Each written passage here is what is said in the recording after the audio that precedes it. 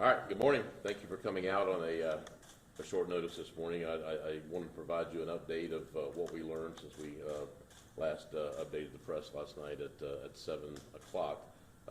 Just for the record, my name is Sam Taylor. I'm the Chief of Police, Lakeland Police Department. To my right and your left is Assistant Chief Marvin Tarver, who's over our Uniform Services Division, Neighborhood Services Division, which is the uniform guys. To my left and your right is Assistant Chief Steve Pacheco. He's the Chief of Detectives over investigation, and next to him is Assistant Chief Hans Lehman, who's over our Special Operations Division, our bureau rather. So, I'll recap exactly what we talked about last night, and then I'll provide you with a little new information that we were able to come across today. So, yesterday we started to receive multiple phone calls, 911 calls at about 3:43. Yesterday afternoon of a shooting that had just occurred in the 900 block of Iowa Avenue at Plum. Officers arrived at the scene within 1 minute. We had 4 uniformed patrol officers on the scene. We had 3 victims that were transported from the scene with gunshot wounds by emergency medical services, our ambulance. The other victims were transported in personal vehicles to Lakeland Regional Health. After the officers got there, we learned that a dark blue Nissan Altima was the suspect vehicle, or the vehicle that was firing at the victims from the roadway with dark tinted windows. It drove north on Iowa Avenue and then turned right or east onto East Memorial Boulevard. The vehicle was described, as I said, as a dark blue Nissan with dark tinted windows and a temporary tag. We gave you that information last night. As of last night, we had 10 victims. 2 had sustained critical injuries. 1 was shot in the abdomen. The other one was shot in the face or the jaw area. And the other 8 had non-life-threatening injuries.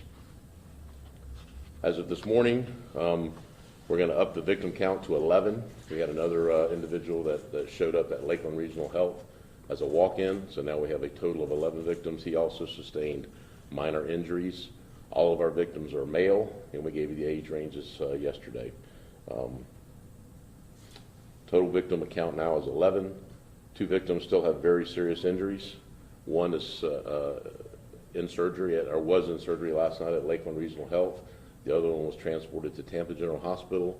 The gentleman that was shot in the face is now at Tampa General Hospital being treated for his injuries. We're expecting the other 9 victims to be released from the hospital today. They will be treated and released, so they will be available. The detectives have interviewed all the 9 victims that were able to speak with us. The other 2 victims obviously are in surgery and have not been interviewed as of yet. We're certainly grateful to everyone that called us as a result of the information that the media put out last night. We received numerous phone calls. We've got a lot of information. And as I mentioned yesterday, we feel pretty confident that there are at least 4 victims, or 4 suspects, 4 shooters that were in the vehicle. Let me back up. 4 people that were in the vehicle. At least 2 of them were shooting. So at least 4 people that were in the vehicle, we believe, and at least 2 of them were actively involved in the shooting. There may be more that were involved in the shooting. This morning, we believe we have located the vehicle.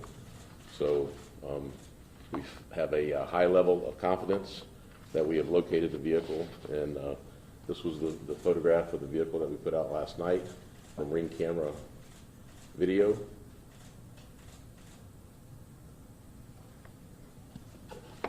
And this is a picture of the vehicle that we located this morning.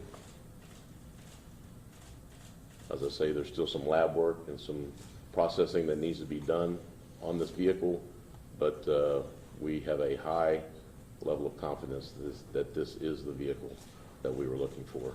We do not have anyone in custody yet. However, I will tell you that detectives worked throughout the night to identify suspects, and we have some, I will classify as very promising leads, some very promising information, and we are actively pursuing all those leads right now as we speak.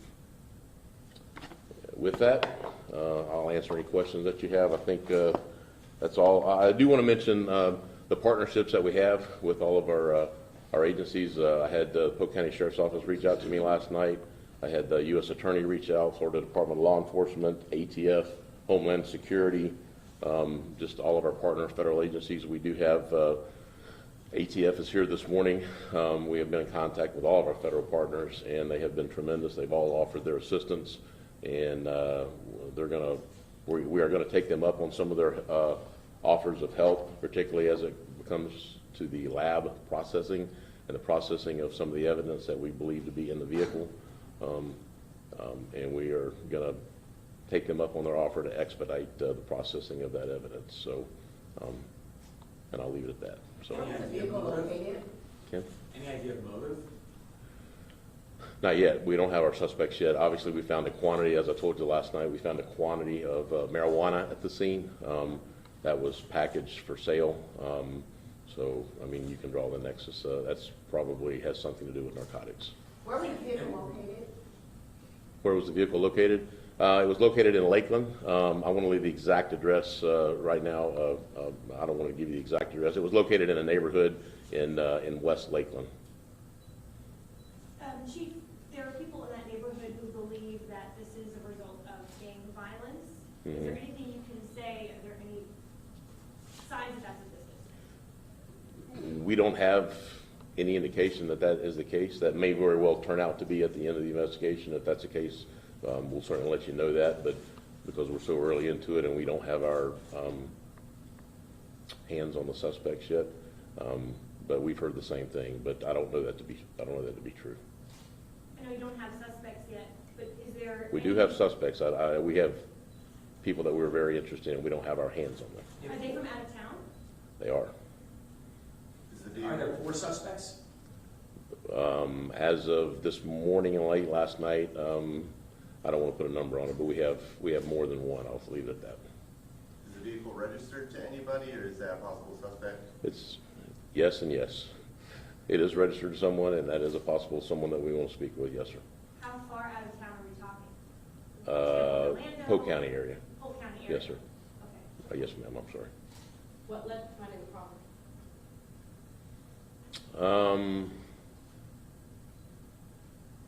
I'm being very careful in the words that I choose. We had an officer drive by and notice it, parked in a neighborhood. Last night you mentioned efforts to mitigate crime in that area. What has the police department done in that area? We have certainly, as I mentioned last night, there are a lot of good people that live in the neighborhood. Certainly it's a challenged area. We are constantly, with our neighborhood liaison folks, are constantly working with the people in that area to improve their lives, and we can get you a list of everything that we've done as far as, we've done quite a few search warrants, and we've tried to remove the criminal element out of that neighborhood to the extent that we can. But we worked with that neighborhood for many, many, many years and tried to help them improve it. Sure, absolutely.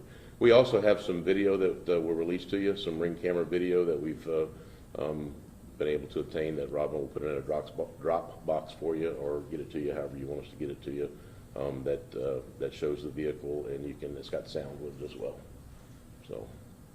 Crime Stoppers offered the reward money last night, rather. $5,000. Yes. $5,000.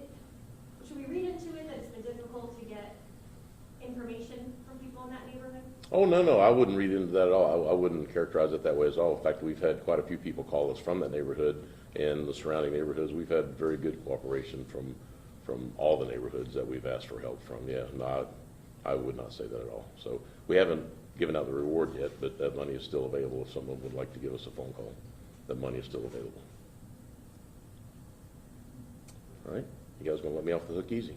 So. I just wanted to ask if that's a neighborhood that you said has been a challenged neighborhood and you put a ton of effort into that neighborhood. There's been some concern that this was drug related. If that's the case, how is the drug dealing going on in a corner that's like blocked off the main intersection? Yeah, we're not there 24 hours a day. I don't have an officer that's posted up there all hours of the day, and I asked the same question. So I don't know. I don't have an answer for you other than the fact that we're not there all the time. We do the best we can with what we have, and we certainly have put quite a few people in jail from that area that are I said, trying to remove the criminal element, but we're not there all the time. So about as quick as we leave, then they go back to selling their wares. So. What's the turnaround time for the video?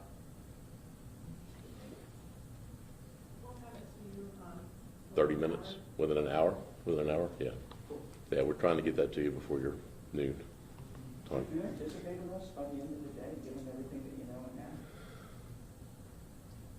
now? I'll answer that question this way. It would not surprise me, but it would not surprise me if we don't arrest anyone either. So I've been in this long enough to know that, to try not to put any timelines on myself. But I do know the detectives were out all night last night. They went home and grabbed about 3 hours of sleep, and then they were back this morning by 7:30. They were back working on it. Obviously, the vehicle is a very significant part of this, and the evidence that we find in the vehicle is going to be very significant. And we've got to write some search warrants. We did recover some firearms from the vehicles that were transporting the victims to the hospital last night, so we've got to vet our way through those as well and find out who those firearms belong to, who's the owner of those firearms, I guess. So, good question. Can you give us an estimate of how many officers and detectives were working overnight along with any agencies that were helping in the search? Mm-hmm. Yeah, we had at least 25 uniform officers, and I had at least 15 detectives out last night, along with the Sheriff's Office Real-Time Crime Center. They were involved as well. Okay. Has there been any interaction with the Lakeland CRA, because that is the Midtown CRA district, and they own several properties adjacent to where this occurred? I have not personally spoke with them. I can't speak to if the other detectives or some of the other supervisors have had interaction with the CRA folks, but I've talked with a lot of people in the past 24 hours, and but none specifically from the CRA. All right. Anything else? Thank you guys for coming. I know it was a short notice, so appreciate you. I'll hold these up again if you want to get a closer photograph or something of them. So.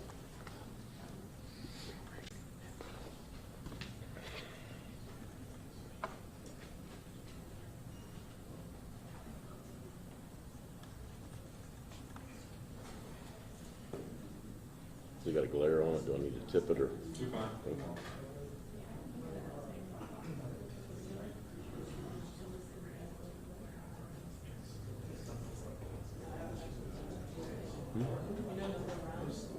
Do I know the number of rounds? I do, but I'm not going to release that yet. So it was more than 10. I'll tell you that. So.